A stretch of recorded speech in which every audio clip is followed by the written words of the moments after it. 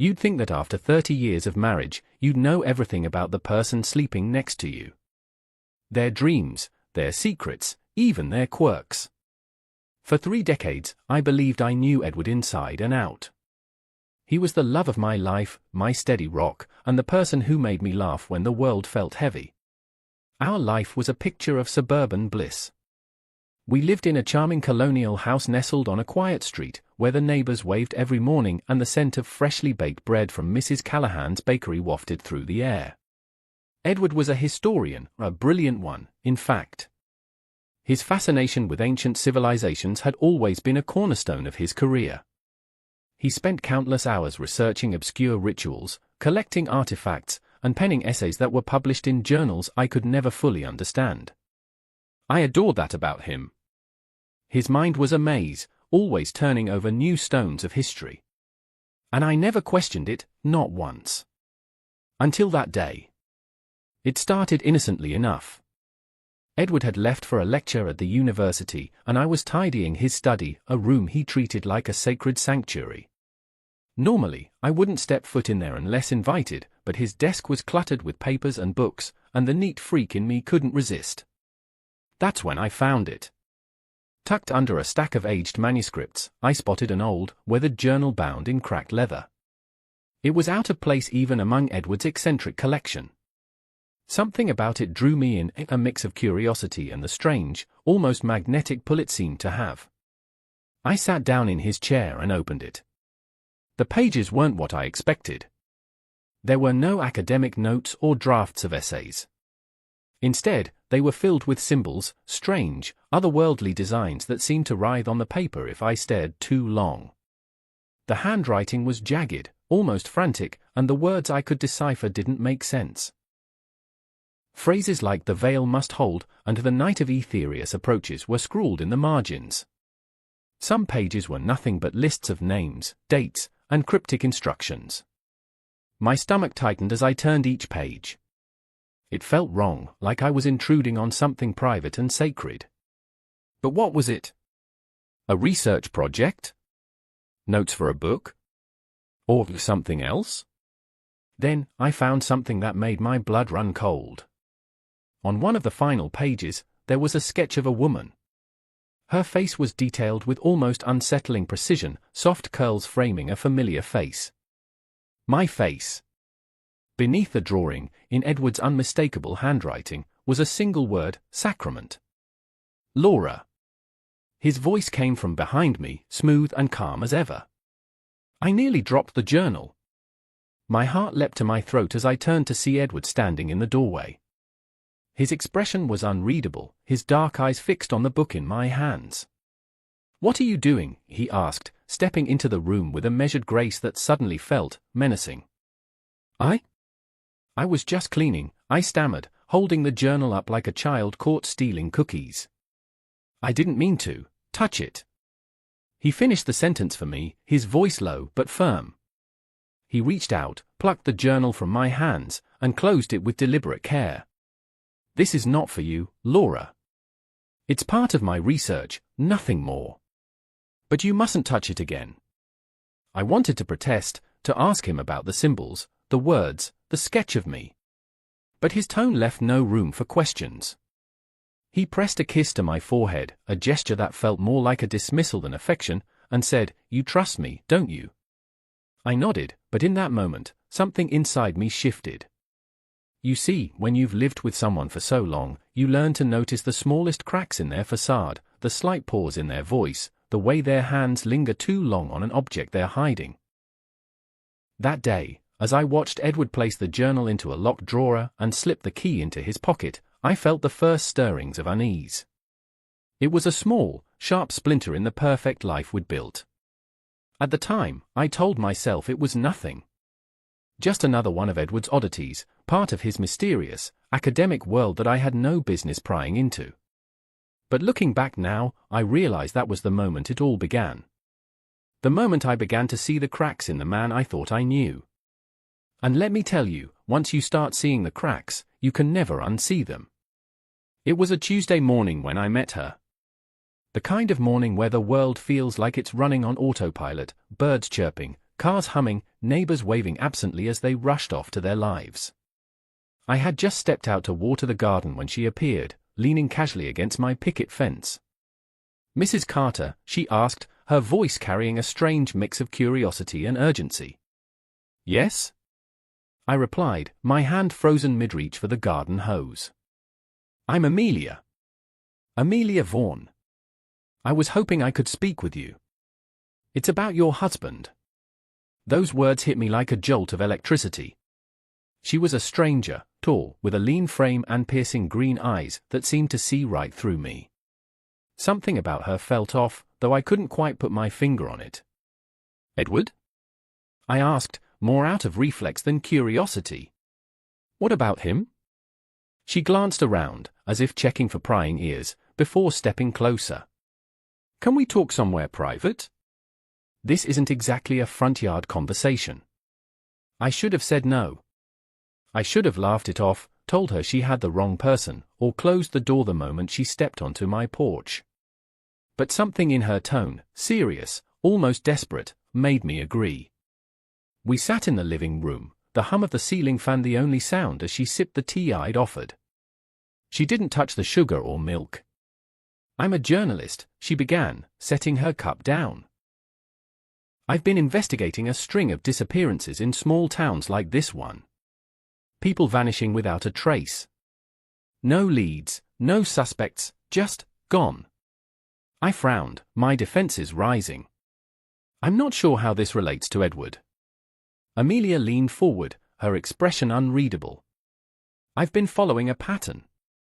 In every town where someone disappears, there's a connection, a group of individuals linked to an old, secret society. And your husband, Edward Carter, is on my radar." I almost laughed. "Edward? A secret society?" The very idea was absurd. But before I could dismiss her outright, she slid a file across the table. "Look," she said simply.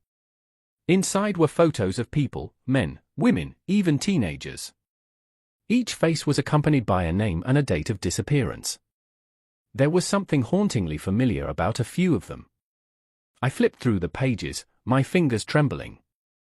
"This is ridiculous," I said, trying to sound firm. "Edward is a historian.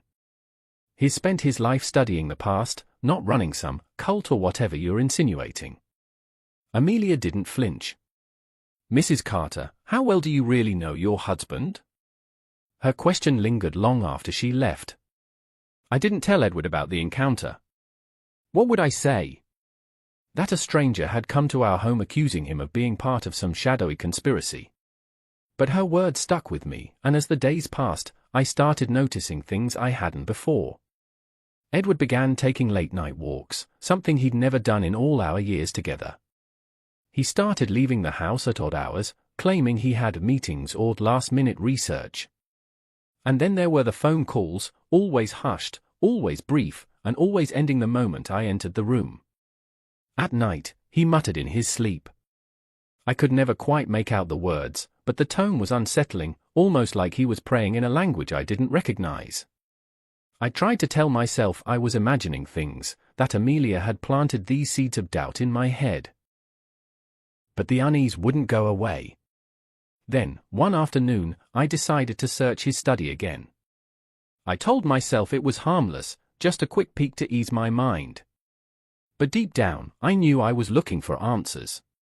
The journal was gone, locked away in that drawer Edward always kept the key to. But as I rifled through his desk, I found something else, a folder tucked beneath a stack of maps. Inside was a list of names, names I recognized. Our neighbor, Mr. Haddock, who had moved away last year. Young Sarah Timmons, whose parents had been searching for her for months.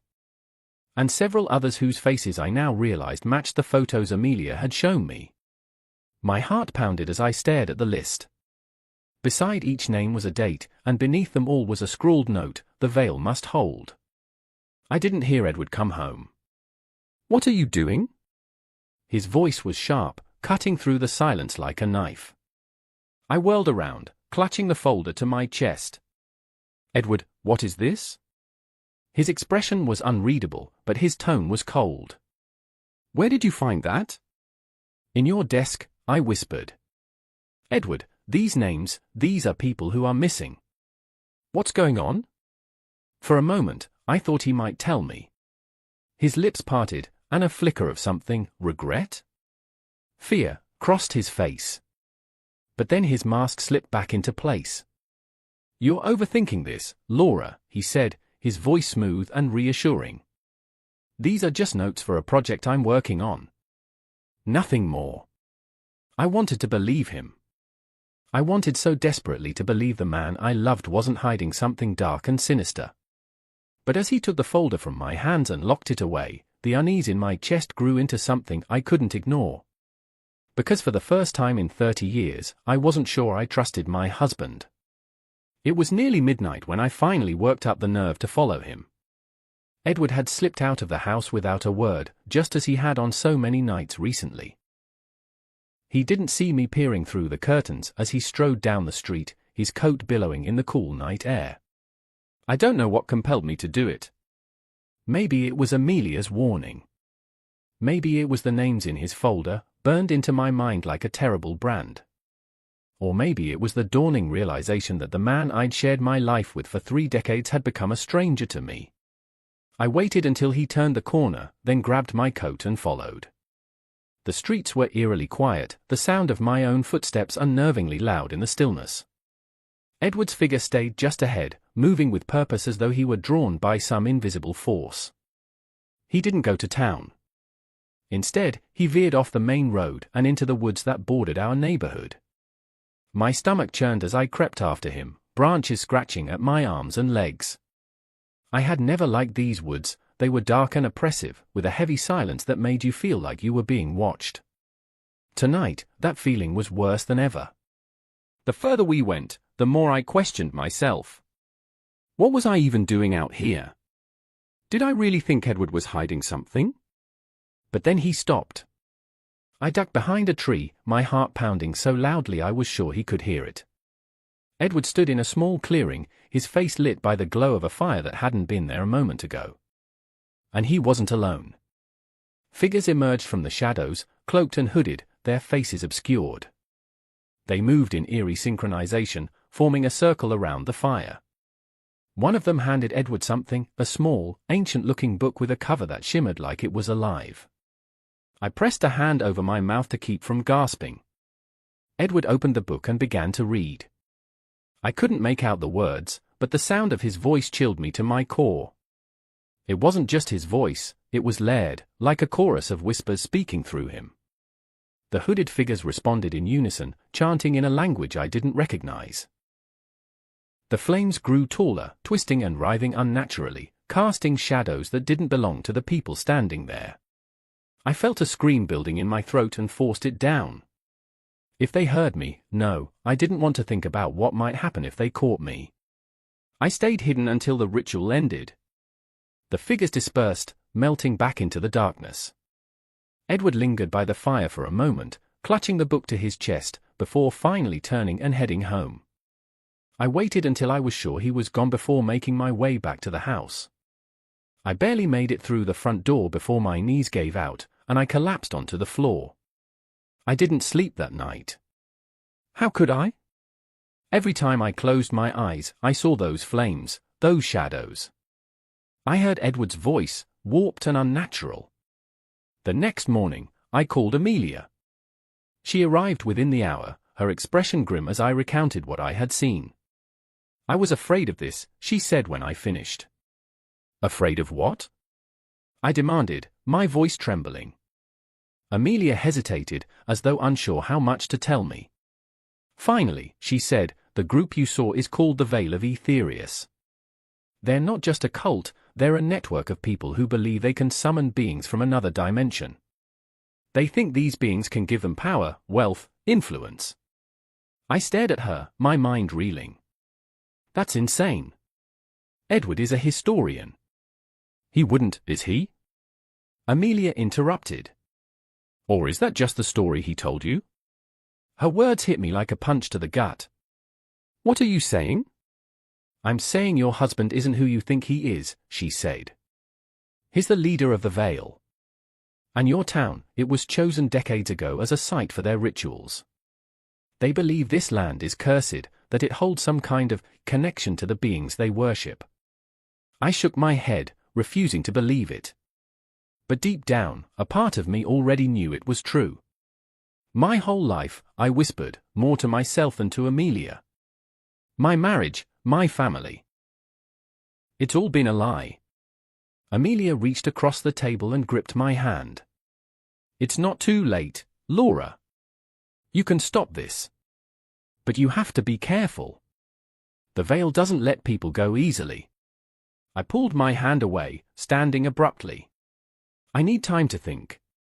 Just don't wait too long, Amelia warned. The veil is dangerous, and if Edward knows you're onto him, she didn't finish the sentence, but she didn't need to. The look in her eyes said it all. I spent the rest of the day in a daze, torn between disbelief and the growing certainty that my world was falling apart. And that night, when Edward came home and kissed me on the cheek like nothing had happened, I could barely bring myself to look at him. Because now, I wasn't just living with a stranger. I was living with a man who might destroy everything I held dear. I thought I had heard it all. But nothing could have prepared me for what Amelia told me next. It was the day after I'd seen Edward in the woods. Amelia sat across from me at the kitchen table, her hands resting on a thick, worn journal she'd brought with her. Her eyes were tired but determined, her voice steady as she spoke. The Veil of Aetherius is planning something big, she said, flipping open the journal. They believe the upcoming lunar eclipse will be their chance to complete a ritual they've been preparing for decades. I leaned forward, a chill creeping down my spine. What kind of ritual? Amelia hesitated, her fingers tracing the edge of the page. They call it the convergence. It's supposed to open a gateway to something. Something not of this world. To do it, they need a willing sacrifice. The word sacrifice hung in the air like a curse. I shook my head, the absurdity of it all crashing over me. You can't be serious. Edward would never, Laura, Amelia interrupted, her voice sharp. Think about everything you've seen. The rituals, the secrecy. The missing people. She paused, her gaze piercing. The sacrifice is you. Her words hit me like a physical blow. I recoiled, shaking my head. No. No, that's impossible. Edward loves me. He would never hurt me. Amelia's expression softened, but her voice remained firm. He spent years earning your trust, Laura. Isolating you, making you dependent on him. That's how cults work. They don't just manipulate their followers, they manipulate everyone around them. I wanted to deny it, to laugh it off as paranoia. But the truth was already clawing its way into my mind. The journal in Edward's study. The list of names. The hooded figures in the woods. And now, the strange way Edward had been looking at me lately, like I was a piece of a puzzle he was finally putting into place. I felt sick. Amelia opened her journal to a page filled with strange, swirling symbols. This is part of their prophecy, she said. The Veil believes the sacrifice must be someone tied to the land, someone who has lived here for decades and is willing to give themselves to the cause. They think it will bring them power, immortality, whatever they're after. I stared at the page, the symbols blurring as tears filled my eyes. What do I do? I whispered. Amelia reached across the table and gripped my hand. We fight back. I've been researching the Veil for years. I know their rituals, their weaknesses. If we can disrupt the convergence, we can stop them. I pulled my hand away, standing abruptly. How? Edward knows everything about me. He's planned this for years. How can I possibly outsmart him? Amelia's gaze hardened. Because you're stronger than he thinks you are. And because I've been studying their texts.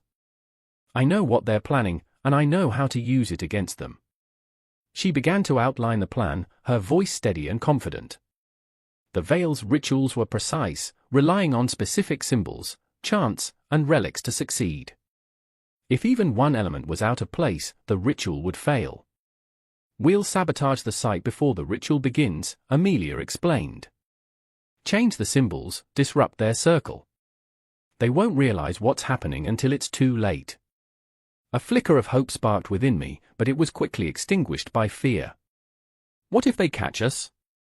Amelia's expression darkened. Then we fight. But if we do nothing, they'll succeed. And you'll be their sacrifice. Her words lingered in the air, heavy with finality. That night, I couldn't sleep. Every time I closed my eyes, I saw Edward's face, not the man I thought I knew, but the stranger I now realized he had always been.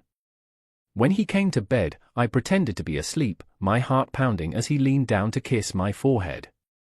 His lips were warm, but his touch felt cold, calculating. I knew Amelia was right. If I wanted to survive, I had to fight. The night of the eclipse felt alive with dread. The air was heavy, almost suffocating, as if the world itself knew what was about to unfold. Edward left the house at dusk, his demeanor calm, almost serene. I watched him from the window as he disappeared into the woods, his figure swallowed by the growing shadows. He didn't even say goodbye. Amelia and I followed minutes later, sticking to the darker paths as we trailed the faint flicker of lanterns deeper into the forest. The sound of chanting reached us first, a low, rhythmic hum that made my skin crawl. When we reached the entrance to the temple, my breath caught in my throat. It wasn't just a gathering, it was an empire of darkness. The underground chamber was massive, its stone walls carved with ancient symbols that seemed to writhe in the flickering light of the torches. Hooded figures filled the space, their faces hidden, their voices united in a chilling chant. And there, at the center of it all, was Edward. My Edward. He stood before an altar draped in crimson, a gleaming obsidian relic at its center. His hands were raised, his voice commanding as he led the chant. He was no longer the man I'd shared my life with. He was a leader, a god to these people. I gripped Amelia's arm, my heart pounding. Now? I whispered. She nodded, her face grim. Stick to the plan. The plan. Right. Disrupt the ritual. Create chaos. Use their own rules against them. But standing there, staring at Edward, my resolve wavered. How had I missed this? How had I let myself love this man, share my life with him, trust him? I took a deep breath and stepped forward. Stop! My voice rang out, sharp and clear, cutting through the chant like a blade. Every head turned toward me. The chanting faltered, replaced by murmurs of confusion. Edward's gaze snapped to mine, his eyes wide with surprise, and something darker. Anger. Laura, he said, his voice steady but laced with warning. What are you doing here? I stepped closer, my fists clenched. I could ask you the same thing, Edward. Or should I call you something else? Leader? Prophet? I gestured to the hooded figures. What is this? What are you doing to these people? His expression darkened. You don't understand, no, you don't understand. My voice cracked with fury. You lied to me for 30 years. You built our life on a lie, Edward. You manipulated me, isolated me, all for this? I gestured to the altar. For power? The cult members began to shift uneasily, their whispers growing louder. Silence! Edward roared, his voice echoing through the chamber. But the damage was done. The cracks were forming. You all think he's your savior, I said, turning to the crowd. Your leader. But he's just a man. A weak, desperate man who's willing to sacrifice anyone, even his own wife, for his obsession. Edward's jaw tightened, his hands curling into fists. Enough. He stepped toward me, his eyes blazing. You don't know what you're talking about, Laura. This is bigger than you, bigger than us. It's destiny. No, I said, my voice trembling but firm. It's insanity. Before he could respond, I reached into my pocket and pulled out a small slip of paper, Edward's own notes, stolen from his journal. You think you're untouchable, but your rituals have rules. And I know them. I read aloud the phrases he had written, phrases that could reverse the ritual's power. The crowd erupted into chaos, some shouting, others fleeing the chamber. Edward lunged for me, but I was ready. I ducked and grabbed the obsidian relic from the altar. It was heavier than I expected, its surface cold and pulsing, almost alive. "Don't do this, Laura," Edward said, his voice breaking. "You don't understand what's at stake." "I understand perfectly," I said, meeting his gaze. "You chose this over me. Over us." With all my strength, I hurled the relic to the ground. It shattered on impact, a deafening crack echoing through the chamber. The chanting stopped. The symbols on the walls dimmed, their glow fading to nothing. Edward fell to his knees, his face a mask of despair. "What have you done?" "I stopped you," I said, my voice cold. The ground beneath us began to rumble, the temple shaking as if it were alive. Amelia grabbed my arm. "We have to go. Now." We ran, the sounds of shouting and crumbling stone filling the air behind us.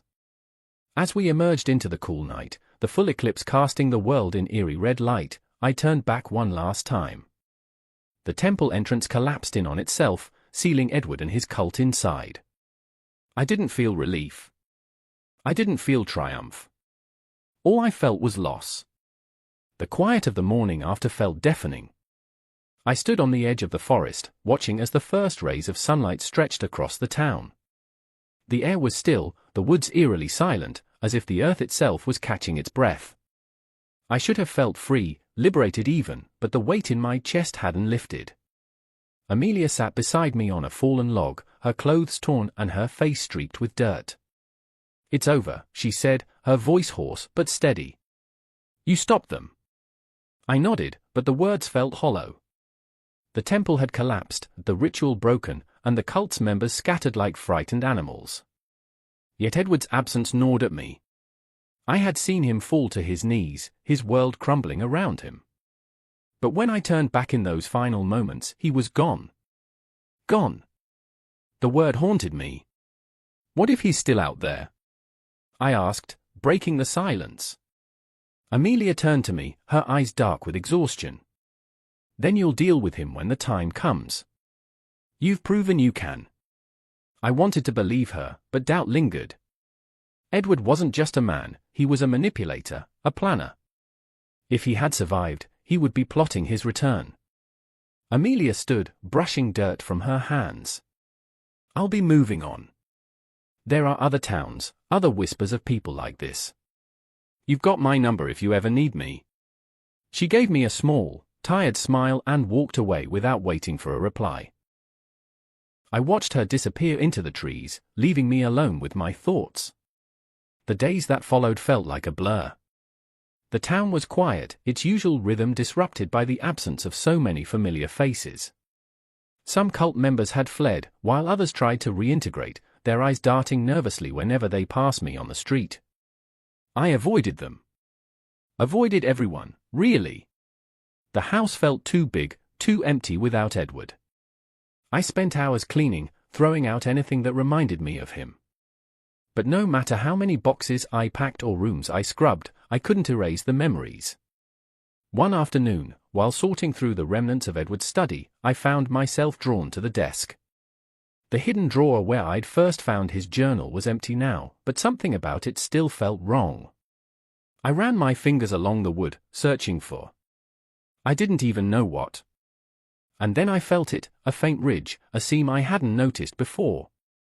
My heart raced as I pried it open, revealing a hidden compartment. Inside was another journal, its leather cover darker, the edges worn as if it had been handled often. My hand shook as I opened it. The symbols were different this time, more intricate, almost alive on the page. The writing was Edward's, but the tone was colder, more detached. "They think they've won," the first entry read. "But the veil cannot be destroyed. It can only be delayed." I slammed the journal shut, my breath coming in short, sharp gasps. The room seemed to close in around me, the walls pressing tighter, the air growing thicker. Edward wasn't gone. Not really. I thought of the cult, its members scattered but not defeated. Of Amelia's warnings about other groups, other places. The fight wasn't over, it might never be. I placed the journal back in the compartment and sealed it shut. I wasn't ready to face what was in those pages. Not yet. As I walked out of the study and into the sunlight streaming through the windows, I felt a strange mix of fear and determination. My life would never be the same, but I wasn't the same, either. Edward had taught me to trust, then betrayed that trust in the worst possible way. But he had also taught me something else, how to fight, how to survive. If he ever came back, I would be ready. If you enjoyed this story, support us by subscribing to this channel. Don't forget to like and share for more chilling tales.